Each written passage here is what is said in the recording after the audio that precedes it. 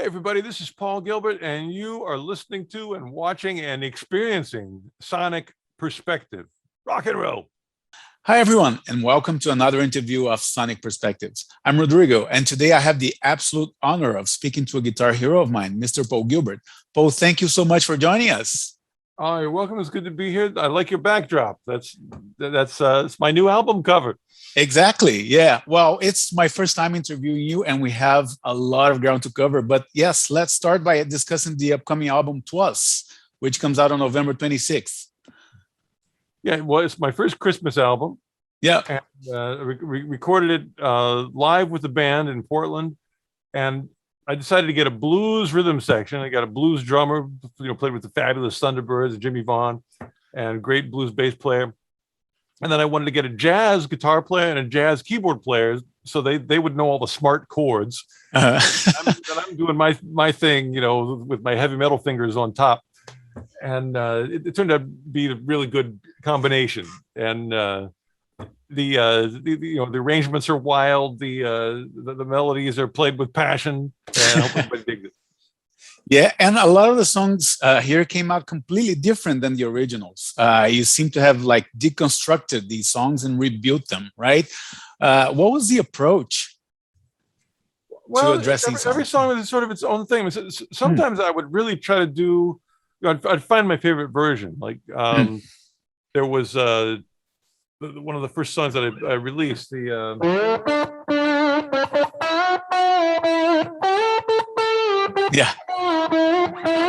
Hark the Halen to Sing. That one, there were two versions that I found that I really liked. One was Amy Grant, and I just liked it because she sang it really straight. Because sometimes if you hear Mariah Carey singing a Christmas song, she does so many licks. Yeah, she goes everywhere. Yeah, that it's which part is the melody and which part is her doing a lick?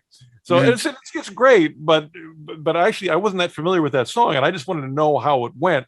So the Amy Grant version, I played with a lot to practice it, and then I found the Nat King Cole version because that had such amazing chords and orchestration behind it.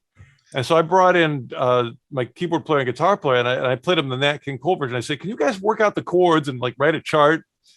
And so we spent some time with them working out that part, and then I could just play pretty traditionally on top, and then we ended up doing kind of jam in the middle, but. That was one where I just combined, different influences. But some of them I really did take apart and do it from the ground up, which is my own instincts. And one of the funny ones with that was Rudolph. Yeah. Rudolph's very simple melody. And when it, I thought, I can't play that. That's too simple. No. I gotta find some way to play that and make it where I'm excited about it. So I ended up, I took those two notes and put them on one string, and then I took one of the notes and put that same note on another string, so I kind of double it up, and that way I can do a lick. So it starts off real nice, and then I get all snarly. Yeah. So that put a smile on my face. Maybe how Gary Moore would approach it. Yeah. When I read about this album, I was like, we wish you a Merry Christmas for the millionth time. But you took it on so many different avenues as well that, it's interesting. It's captivating. It's great. Right. Thank you. Yeah. Yeah. And the approach was to record 2 songs every day for 6 days. Yeah. Did you feel extra pressure because of that? Or is it more a sense of excitement of, I'm going to take that challenge and do it? Yeah. Every morning I would look at my goal. Okay, these 2 songs. And I would just think, okay, today, I think it's probably just going to fall apart. There's no way we're going to get this done. But we managed to do it. That's the power of a band. Mm-hmm. Because it's not just one brain. It's 5 people all putting their effort and musical soul and ability into it. So we supported each other and made it happen. And I think everybody kind of, I suspect, felt the same way, where it's I don't know if this is going to work. And then by the end of the day, we did it. And then we had the weekends. We did 3 days and took weekend off, and then another 3 days. So that gave us a little place to breathe in between. Yeah. Yeah, but like on this day and age where people like spit out albums like from day to night, it's not a new approach, right? But I guess there was some pressure involved that to reaching that goal. No, it's good to have that. If you have all the time in the world, then sometimes you never even start. Yeah. But if it's like, we got to get this done today, then and what you end up getting is you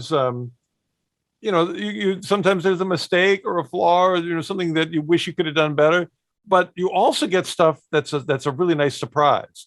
And sometimes you get things that are sometimes I play better than me. I was like, wow, that thing I never could have planned that. If I had all the time in the world, I never would have had that sort of panic, right, in my energy to get that. So it's a balance. You give up a little perfection, but you gain inspiration.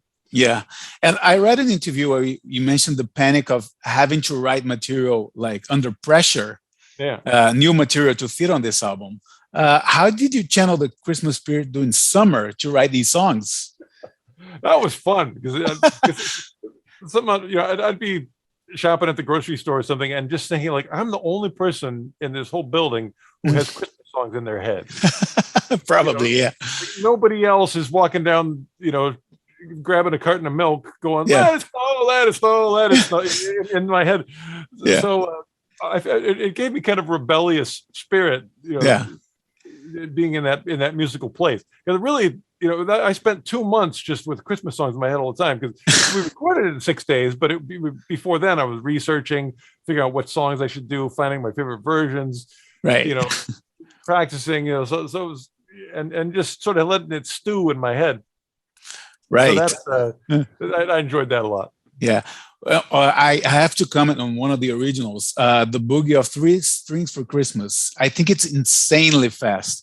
For me, as a listener, I love it. But as an aspiring guitar player, I'm like, you know what? Maybe I'll just stick with the ukulele for now. I don't know. Fast. This is the guitar that I did it with. It's got 2 necks, and the bottom neck is 6 strings. Mm-hmm. That's normal, but the top neck only has 3 strings. So it's tuned in octave. We got high E, a middle E, and a low E, and then you can stretch out, and it's just you get these arpeggios. And what I found out is if I just only use the dots, then you get like an A7. You get like an A7 arpeggio, and I did this lick, and that's the lick. Right. And I just moved that around only using the dots.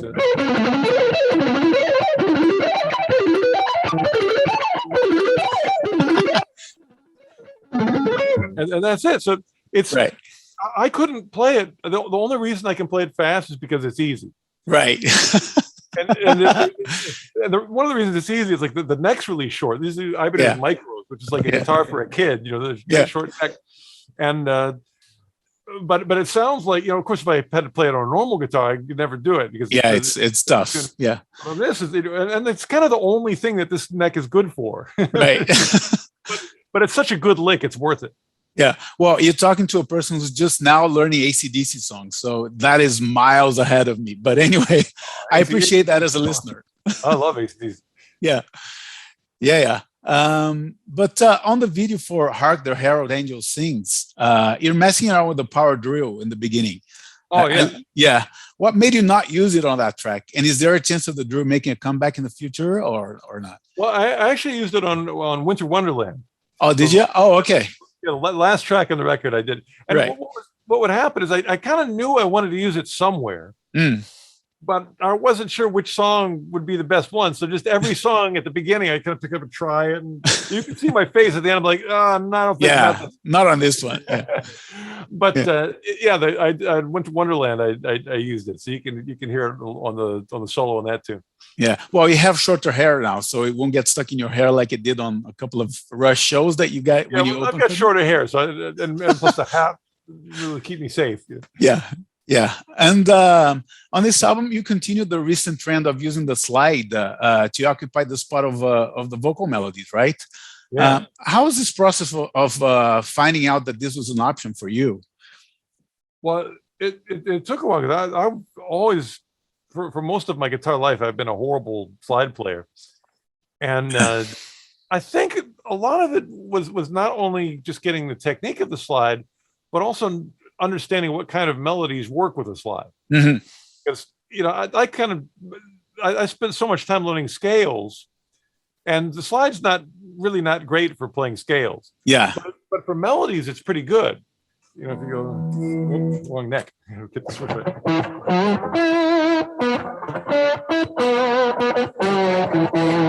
It's nice to, or what was one of the Hark the Herald Angels though. Yeah.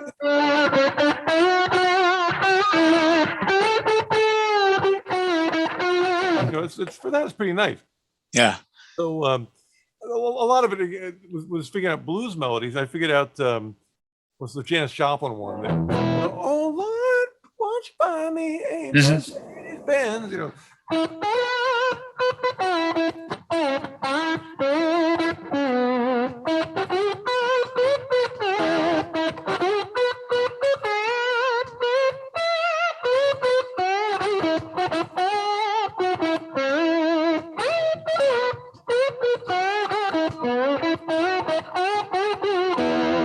So that nice, yeah, breakthrough, and that was hard. It took me a long time to work that up, and you know, not only technically, but it's just knowing where those notes are. Because again, it's different than just playing straight up and down scales fast.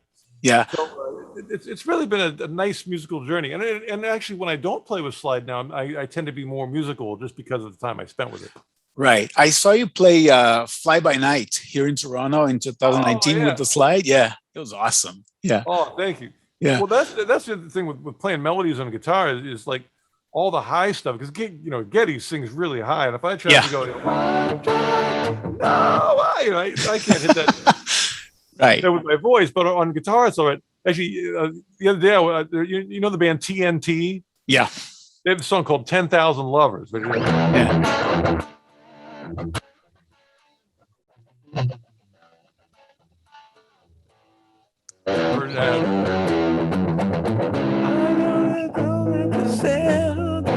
And it's got the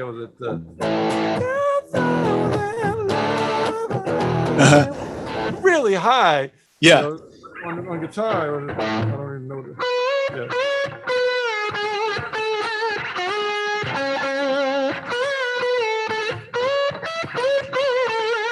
You know, it's all, you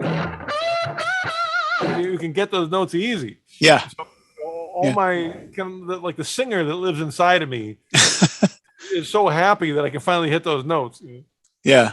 And to me, it's incredible that you do these songs with the slide, but you still write lyrics for them, right? To what extent does that help in the compositional process? It's really helpful, because if you one of the metaphors is like if you want to make you know, a suit for somebody, it helps to measure the person who you're going to make the suit for. Right. it's gonna fit better that way. So you start with the person, and then you kind of build around that. And if you have a melody and you build the song around the melody, everything just goes really, really well. You know, the chords make it. But a lot of times, especially in rock, you know, like as a rock guitar player, you try to come up with a riff and you build the whole song, and then you expect it's like, you know, it's like, oh, I made this suit, you know, good luck fitting into it, you know, because it might not be your body size, you know, and you know, the singer has to really, you know, it might not be comfortable with the way the song is. Right. So everything just seems to go a lot easier that way. Right. And also the way, you know, the way you think about music when you're thinking of a melody is different, because you tend to breathe. You know, when you play guitar, you don't have to breathe. You just keep going and going and going and going. And that, from a listening standpoint, can wear you out a little bit. You know, where if there's a breath, you know, that the vocal physically needs to take, it's also a mental breath for the listener. It gives them a little time to recover from, you know, all the information. Absolutely. Yeah. So it makes a more natural pace. And really the core of music is like singing and banging on something with a stick, so put those two things together at the core of the music, and then all the fancy stuff you build around it just makes sense. Right. And if I can get back to the album a little bit, one song that caught my attention was Silver Bells. What kind of effect or pedal did you use for the guitar on that one? Because it's different from the rest. Yeah, that was, I think it was I brought a bunch of it. It was one of three. It was either an ADA flanger. Sounds like a flanger. It does. Yeah. It does sound like a flanger. Or it was my vent. It's called a mini vent, and it's like a Leslie simulator. It might have been that, or it was a Deja Vibe by Full Tone. So those are the three I had. I can't remember which one I used. It was one of those. Right. And you've been like on a amazingly hot streak of albums of late. Behold Electric Guitar, Werewolves of Portland, and now this one. Do you feel like more comfortable now as a solo artist as opposed to being in a band, or do you miss being in a band? Or, well, I mean, for two of those records, this one, Twas, and also Behold Electric Guitar, I formed a band. And, of course, I'm the band leader, so. But in a way that makes it easier. Like I almost don't, like I don't need to be the leader, but somebody does. That's the hard thing about a band like Mr. Big is nobody's really the leader. Right. So every decision, everybody has to be involved. And sometimes it's just easier, just let the leader decide and we'll all help. That a lot of times makes things go faster and smoother. And if there's a bad decision, who cares? We're humans, Right. So that's that. So the I have to say most of the time it goes easier to have somebody who's the leader and everybody else is nice enough or you're paying them so they're willing to try your ideas. Fair enough. Speaking of which, this year we saw the reissue of Mr. Big's Lean Into It. Are you planning more reissues? And what kind of contact do you have with Billy and Eric nowadays? Oh, let's see. Well, I mean, I follow Billy on Instagram, so we're both cat owners. Right. I check out his cat, and he has a black cat. You have a white one, right? Yeah. They turn out that way sometimes. Right. But yeah, I mean, I Lean Into It. It's a record I'm very proud of. That I think is the most magical Mr. Big album, and it's that was just everything was going right when that record happened. So that was right. I'm happy that people remember it, and it's still a record people listen to. Yeah. One thing I'm very fond of is the tribute albums you did with Mike Portnoy, Cygnus and the Sea Monsters, Amazing Journey, and Yellow Matter Custard. Was there any talk of doing other bands at the time, or? Oh, not really. And I remember one of the reasons I wanted to do it was I wanted to meet Neil Morse, because I really liked what he'd played with Spock's Beard. Mm-hmm. And I thought maybe Neil and I could do something, but we're both so big. And actually, I've done some sessions for Neil. Oh, okay. On his solo records, a couple solos that I did on his records, and we've talked about doing more of those tribute ones, but COVID's going to slow everything down. Oh, so yeah. We'll hopefully we'll do one of those again at some point. Right. And another thing I'd love to ask you about is the one G3 tour you did back in 2007. Yeah. Is this something you would consider doing again eventually or not? Oh, that was a blast. I really had a good time with that. Yeah, and it really opened my eyes to like the guitar instrumental world. Right. Before that, I was really like, oh, it's got to have singing and it's got to be a band, and I just didn't have that. I hadn't spent that much time with instrumental music, and to jam with Joe and the other player with John Petrucci, and also just to be in front of that audience, an audience of people that were really into guitar music. Yeah, that was a huge inspiration for me. Like, wow, this can be good. You don't have to be a singer, or you can be the singer on your guitar. Yeah. Yeah, yeah. And I remember you did the Flying Dog album and a couple of other albums where, a lot of strong melodies and you sang on those, but then Yeah. you sort of drifted towards more guitar driven sort of albums, right? Well, yeah, I think I grew up listening to vocal music, so I Mm, always wanted to try that, but it's rough because my voice doesn't have much of a range. It's hard for me to hit high notes, and most of the music that I like to listen to does have high singers.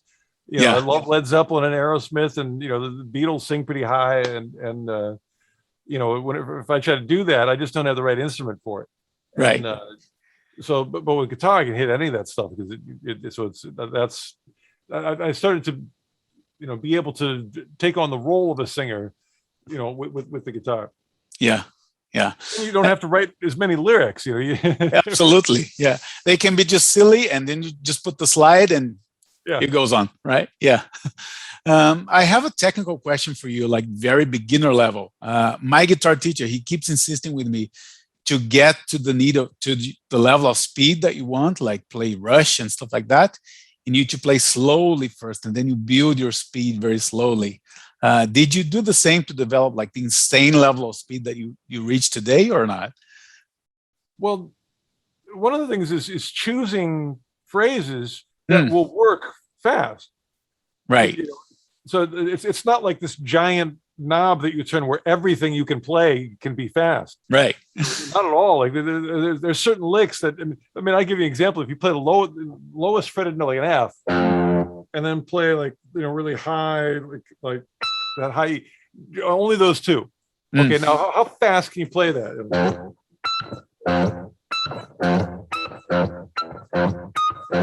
That's as fast as I can go. That's not super fast. But if you have notes that are a little closer together, if you have one note, that you can go incredibly fast.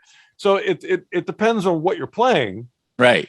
And that's the thing is, like, when I see a player that's struggling, it's usually like, well, I couldn't play that lick fast either. You picked the wrong lick, right. or you're playing it in such a way where that technique is never going to work when you speed it up.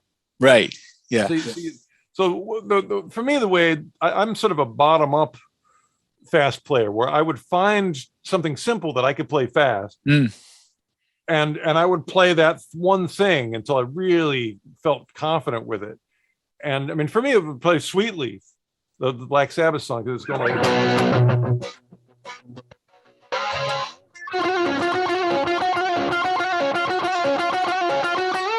and just that little pull up, and then you start making variations. It's right. Like, okay, well, I got that. That feels pretty good. So instead of like, I'll change the notes.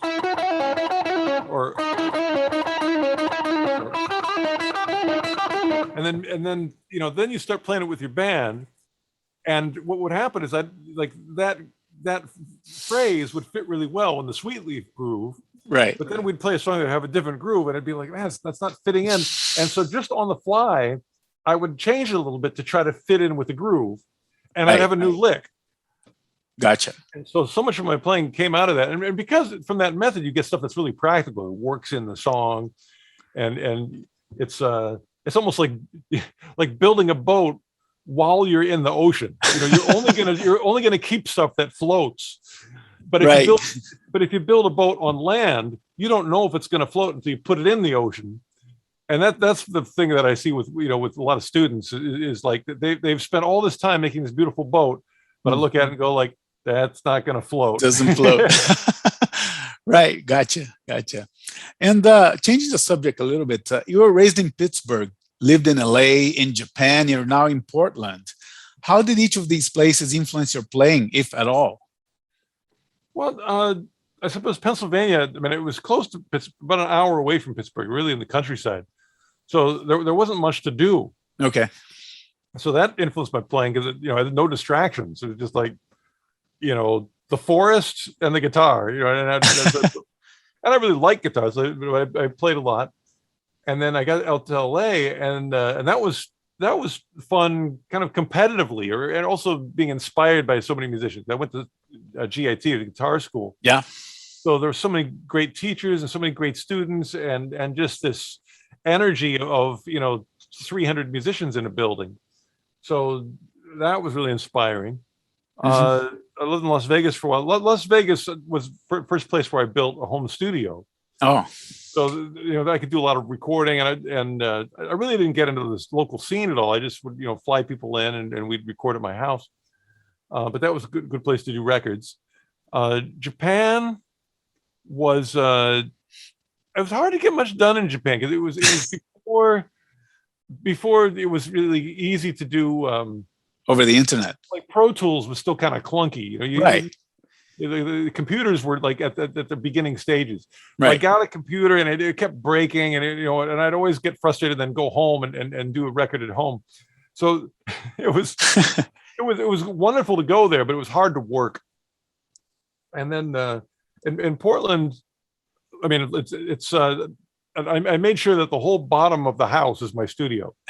So is that where you are right now, or? Yeah, okay. I'm on level 1, right? And then the family's upstairs, and that's the thing that now I'm a dad, so it's important that I have like a place to go where I'm not no distractions, and I can just work. And then when I'm not working, it's upstairs, and there's hardly any musical stuff up there, so right. I'm able to really separate the two things. Right. Yeah. So you're doing the home office before home office was a thing, right? Yeah. Silly question time. Do you still own the spacesuits from the Spaceship One days or not? I think I gave one to a Hard Rock Cafe, and the other, I think there was somebody, like there was another endorser at Ibanez who was really interested in it. Keen to have it. Yeah. I gave it to them. So I don't have the spacesuit anymore. Fair enough. And on a more serious note, what are the touring plans nowadays, if any? Like, what's the chat with the promoters like these days? I'm not sure. I mean, my manager's been searching around to see, and my manager seems pretty optimistic about it.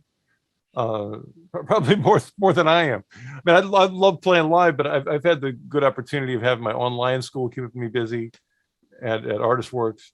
And of course I can record at home. So, and it's been kind of amazing because I've been on tour since I was 21 years old. So to have a year where I could sleep in my own bed was quite a nice experience.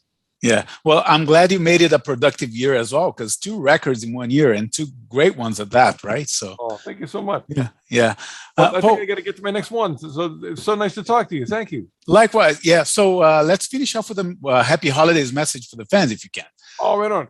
Well, Merry Christmas or whatever holiday you celebrate. Have a great time. I hope that you enjoy the music on Twas, and hope you get a few strings for Christmas. All right. Awesome. Rock and roll. Thank you so much, Paul. Take care. Bye-bye. Bye. 1, 2, 3, 4.